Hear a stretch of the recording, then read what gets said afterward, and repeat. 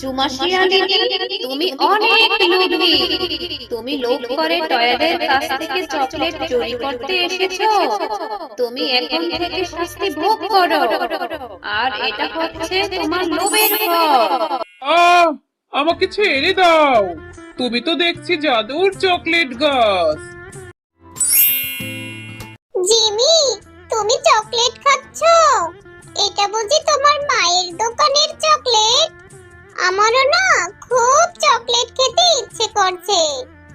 চল না তোর মায়ের দোকান থেকে চকলেট নিয়ে আসি। হ্যাঁ রে টয়া, আমাদের দোকানে অনেক চকলেট আছে, কিন্তু আমার মা কাউকে টাকা ছাড়া চকলেট দেয় না রে। তোর কাছে কি টাকা আছে চকলেট খাওয়ার মতো? না রে, আমি তো টাকা নিয়ে আসিনি। আমি বরং এখন আমার মায়ের কাছ থেকে টাকা নিয়ে আসি, তারপর তোর মায়ের দোকান থেকে চকলেট কিনে খাবো। আচ্ছা টয়া, তাড়াতাড়ি আসিস, আমি এখানেই অপেক্ষা করছি।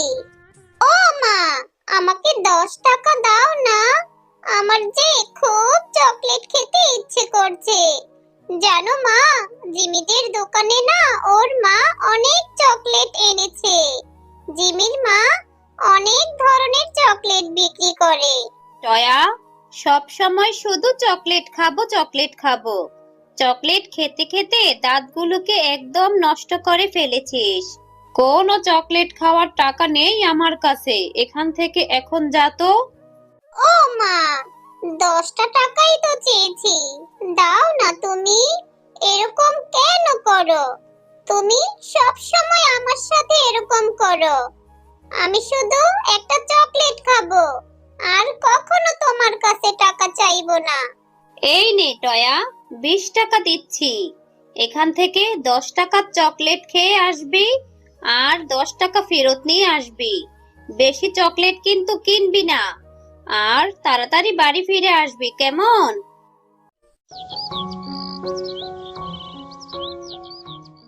কাকিমা, আমাকে 10 টাকা দিয়ে একটা চকলেট দাও, আর 10 টাকা তুমি আমাকে ফেরত দাও। মা বলেছে 10 টাকা নিয়ে বাড়ি যেতে। 10 টাকা দিয়ে আমাকে ডেইরি মিল্ক চকলেট দাও।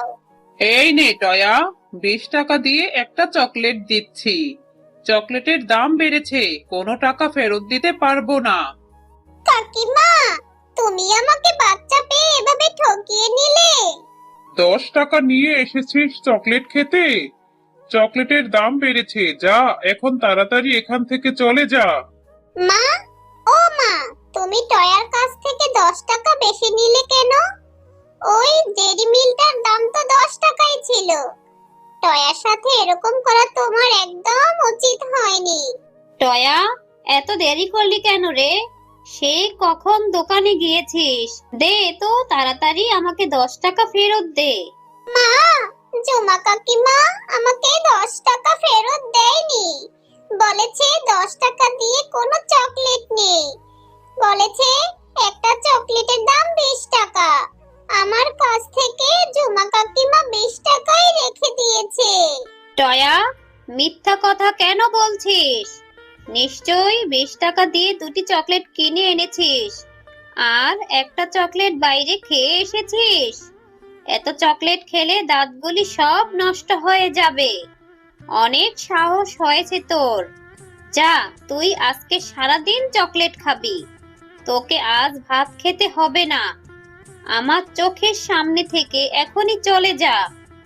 আমি তোর জন্য ভাত বেড়ে সেই কখন থেকে অপেক্ষা করছি, আর তুই কিনা 20 টাকা দিয়ে চকলেট কিনে নিয়ে এসেছিস, এসে আবার আমার কাছে মিথ্যে কথা বলছিস। এরপর টয়া তার মায়ের কথায় কষ্ট পেয়ে সেখান থেকে চলে যায়, আর রাস্তার ধারে বসে বসে কান্না করতে থাকে। মা আমার কোনো কথাই বিশ্বাস করলো না। মাকে যে আমি কোনো মিথ্যা কথা বলিনি। আমাকে কত বকা দিল, আর কোনোদিন চকলেট খেতে চাইবো না। কি হয়েছে তোমার ছোট্ট সোনামণি? তুমি এভাবে এখানে বসে বসে কান্না করছো কেন? এত ছোট তুমি, তোমার এত কিসের দুঃখ? ও পরি, আমার যে চকলেট খেতে খুব পছন্দ। আমি একটা চকলেট খেয়েছি বলে মা আমাকে খুব বকেছে। বলেছি আমাকে নাকি ভাত খেতে দেবে না, আর চকলেটও কখনো কিনে দেবে না। ও, এই ব্যাপার। কেঁদো না তুমি ছোট্ট সোনামণি। এই নাও, এই ছোট্ট চারা গাছটা তুমি নিয়ে তোমার বাড়িতে রোপণ করো। এই চারা গাছ থেকে অনেক চকলেট ধরবে।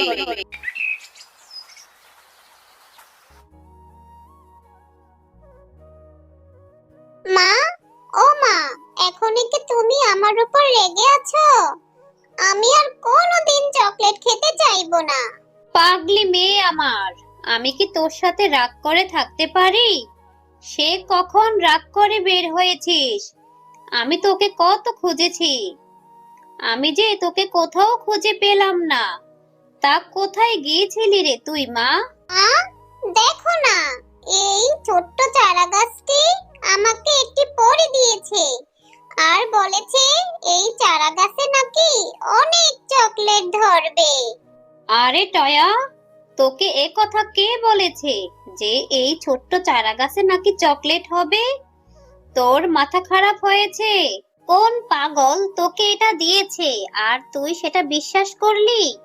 ঠিক আছে, তুই যেহেতু বলেছিস, তাহলে এটা রোপণ করে দেখ কি হয়। মেয়েটা যা হয়েছে না, চকলেট খেতে খেতে মাথাটা একদম নষ্ট করে ফেলেছে।